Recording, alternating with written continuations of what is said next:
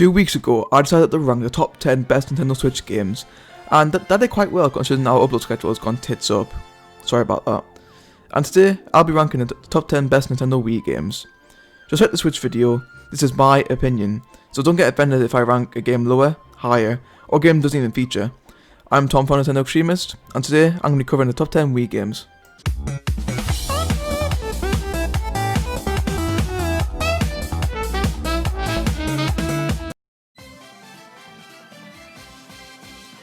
What? A modern day Mario Party in a top 10? That is right. Mario Party 8 is probably the last good Mario Party, and honestly, I think it's one of the best in the series. One of the things I love about this game is the boards. They are fantastic. My two personal favourites are Shy Guy's Perfect Express and Gooma's Beauty Boardwalk. I like how Perfect Express has spaces in different characters of the train, which actually inspired me to think of a board for Playing Mario Party 2. Me and Matt made a video predicting Super Mario Party 2, which will be in the iCard above. One of the downsides about this game that you'll see in this list is motion controls can be a nuisance, especially on mini-games. Since this game came out in 2007, those controls aren't the best, and so it's quite difficult to be precise. Apart from that, this game is solid, and number 10 on this list. This may ruffle a few feathers, but I think this game is actually really underrated. Super Paper Mario is not the best Paper Mario game by any means, but still a solid title. Before making this list, I didn't realise how Mario-centered the Wii actually was, and even if the Nintendo game was made, it was really average. Maybe the Wii wasn't as good as we thought. Just kidding. Sorry about that filter, back to the video. The story in this game is very good. Mario and Luigi are just chilling when the Toad tells them that the princess has been kidnapped. They go to Bowser, and then the villain of this game, Count Bleck, shows up and takes everyone: Bowser, his minions, Luigi and the princess. The only one left is Mario. Bleck makes Peach and Bowser get married, creating the Chaos Heart, opening the void that will destroy all dimensions. Mario needs to get the pure heart to destroy the Chaos Heart and save all known dimensions. I won't spoil the rest of the game, but the characters are great. Bleck's backstory is really amazing, the music, the ending, all the twists. They're all amazing. It's Donkey Kong Country returning, but for the Wii with some modern changes. The graphics are great for the Wii, and the level design is one of the best in Donkey Kong Country game. The bosses are unique and full of colour. This game may seem easy in the beginning, but this game can get really hard and near the end. But if you need help, then Super Kong can do it for you. There are also loads of secret levels for each world that are there to pose a challenge to complete them or reward you with even more challenges. You can even play a 2-player mode with Diddy Kong gaining his own player.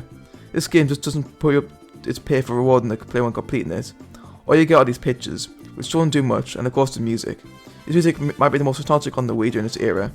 This game definitely deserves a spot on this list, and it's at number 8. Coming in at number 7, we have New Super Mario Bros. Wii. Like Super Paper Mario, this game is really underrated. A lot of people dislike this game because it feels too similar to the first game on the DS, but I think this one's quite different. This game reintroduced the Koopalings, which was good to see considering that they hadn't been seen since Super Mario World. I suppose it's disappointing that they didn't carry on using the unique bosses, but I like this change. The power-ups are awesome. The Propel Mushrooms are overpowered though. The Ice Flower lets you throw ice balls, and the Penguin Suit lets you throw ice balls, swim, and slide on your belly through ice. So the Ice Flower is pretty much useless. I love how unique the worlds look. They keep the same format of Mario Bros. 3 and DS, plain, desert, ice, seaside, jungle, mountains, clouds, and lava worlds, and this game enhanced them by making them look beautiful. I'd say this game has one downside though, the multiplayer. If you want to complete this entire game seriously with 4 players, you're going to be here for a while. This game really doesn't suit 4 players, as the wacky gimmicks will probably result in a lot of deaths. Aside from this game is really good, and I think it's definitely deserving of this placement. The Zelda games on the Wii were really poor, and I was shocked to see how little games there were. Twilight Princess is apart from the GameCube, and some people consider it one of the best Zelda games of all time. The Wolf Link mechanic was implemented so amazing, and it gave you an overall feel of what it's like to be part man and half beast. Hyrule Field is also awesome to explore because of how much collectibles there are on each location. From heart pieces to the portals to golden books to stamps, there really is a lot to collect. While I do wish there were more collectibles that could be acquired from minigames, Twilight Princess did have so many good minigames that honestly felt enough when it came to Quiver and Bomber grades. However, one thing I love about this game is the horse ride combat. This was the first game to introduce horse swinging while riding Epona, something I really wanted in Ocarina of Time. One of the phases against the boss himself was a horseback battle, which was absolutely epic in so many ways. Did you seriously think I'll do this game off this list? This game is still being played today, and it's actually a good one.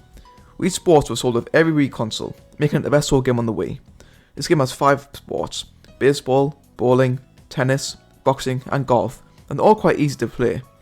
This game requires motion controls, meaning you have to move the game, which I think is the reason why it's so loved.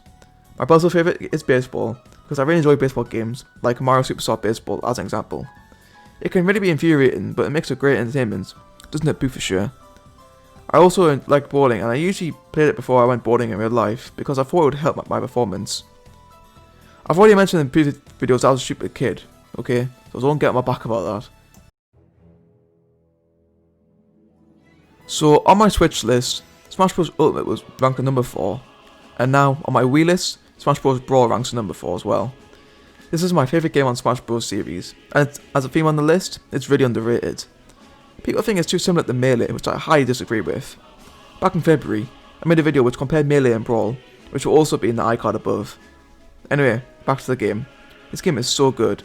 The main part is Adventure Mode, Subspace Emissary, which I think is the best adventure mode in any Mario spin-off. Sorry Winter Olympics on the DS. The world has been sucked up by subspace, and the Nintendo All-Stars have to stop the villain Taboo. The story is quite long, but honestly, it flies by when you're having fun. The classic mode is long and pretty standard. The character selection at the time was pretty good, with third-party characters being introduced for the first time, and most of the melee characters returned. I love this game, and I think it's really underrated, and deserves a place in the top 4. You guys know that this is my favourite game of all time, and it's the best in the Mario Kart series. Mario Kart Wii is the perfect Mario Kart, and it shows, considering it's still being played today. People actually made their own custom online service for this game, after the actual ones were shut down. The character roster is amazing, the vehicles are OP as hell, the tracks are some of the best ever, and I just love this game. I've talked about this game enough already, so let's move on to number 2. Super Mario Galaxy. This game is absolutely fantastic. I'll start off by saying that this game is an extremely unique story for a Mario title. It still involves saving Peach and Bowser, but the way you do it is so different. Instead of completing a level and moving on, you have to get a certain amount of stars to unlock a Bowser level, where you get a Grand Star, and unlock a new group of galaxies and levels. It basically works like Mario 64, but like I said, the story is different, because not only are you saving Peach, but you're saving Lumas, which are basically living stars. The gameplay is fantastic. A lot of people complain about the motion controls on the Wii, so if you're one of those people, you don't need to worry about this game. You use a nunchuck to move around, and the only thing that uses motion controls is activating spin jumps, which adds extra weight to your jump. All galaxies feel really unique and special. There's so much diversity in the amount of themes to each galaxy. I'll end this review by saying that the soundtrack is incredible. It's something like typical Mario music, and it says it goes a huge orchestral soundtrack that sounds epic. And now, let's look at the best Wii game of all time. You guys probably know what it is, so let's not waste any more time.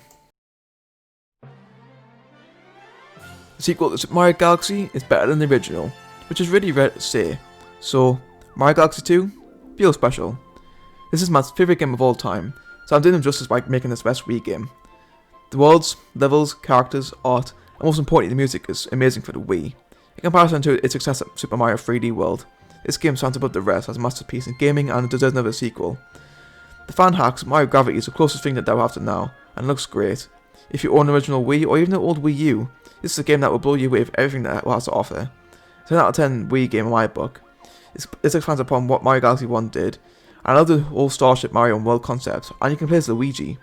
The new power-ups in this game are to use, including for Yoshi. The green stars after World S make it so that you can keep in the game for a long time beyond the main story. Rosalina makes a brief appearance in the game with the common observatory, so that is nice to see that Nintendo included them a bit. If you disagree with this choice, you're messed up in the head, sorry. And that concludes yet another top 10 list. If you guys enjoyed this video, give it a like, and feel free to subscribe, so you can see more content like this in the future. Also, hit that notification bell, so I get notified the second we upload a video. I've been Tom from Nintendo Streamers, I'll catch you next time.